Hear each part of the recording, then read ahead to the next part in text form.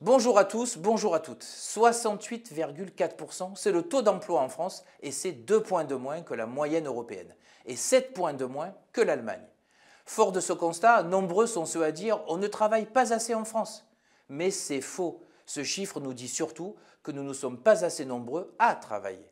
Toutefois, ce qui est vrai, c'est qu'augmenter intelligemment le taux d'emploi améliore mécaniquement nos comptes publics. En effet, de son augmentation découle la hausse des cotisations et contributions à nos caisses de solidarité, comme le chômage, les retraites ou encore la santé. Les enjeux ne sont donc pas neutres. Pour améliorer ce taux d'emploi, les économistes et politiques fourmillent d'idées et parfois contre-productives, ou bien ils se servent carrément de ce prétexte pour faire passer leurs idées. On l'a vu par exemple avec les débats sur l'âge de départ à la retraite. Oui, augmenter l'âge de départ va mécaniquement augmenter le taux d'emploi des plus de 60 ans. Mais dans quelles conditions? À quelle fin? Et avec quel type d'emploi? Pour améliorer le taux d'emploi, la CFTC retient 3 pistes distinctes. D'abord, lutter contre le temps partiel subi. En 2023, environ 4,2% des salariés occupent un temps partiel contraint. Ça représente environ 1 million de personnes et un phénomène qui touche particulièrement les femmes et les jeunes. Pour lutter contre ce temps partiel subi, on peut œuvrer notamment pour la création d'un réel service public de la petite enfance. Car avec une offre de garde d'enfants plus large, c'est le taux d'emploi des femmes qui remonterait drastiquement. Trop nombreuses sont celles qui restent éloignées de l'emploi parce que le prix du nounou est trop élevé ou que l'absence de place en crèche ne permet pas d'avoir une activité à temps plein. Par ailleurs, un autre levier pour améliorer le taux d'emploi, c'est d'améliorer la nature des contrats. Il faut limiter le recours aux contrats courts en modifiant les incitations aux entreprises.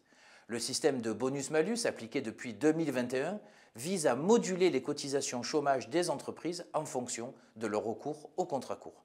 Selon l'UNEDIC, dans les secteurs concernés, le nombre de fins de contrat a baissé en moyenne de 8% entre 2023 et 2024.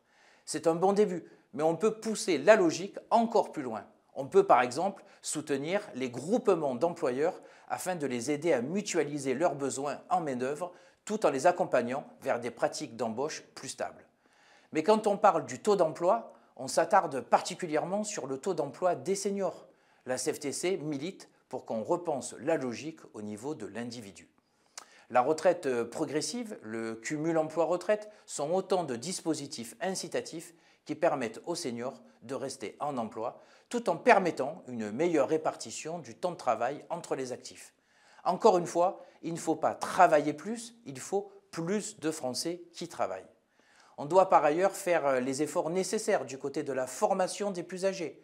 Si les seniors ont un taux d'emploi inférieur, c'est aussi parce qu'il y a le sentiment, au niveau des RH parfois, que le senior n'a pas nécessairement les compétences nouvelles des plus jeunes qui pénètrent le marché du travail avec des salaires bien inférieurs.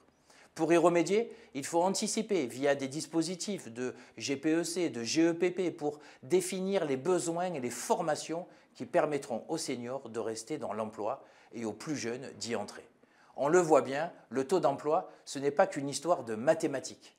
On est davantage dans la recette de cuisine aux ingrédients multiples avec lesquels il faut doser avec intelligence.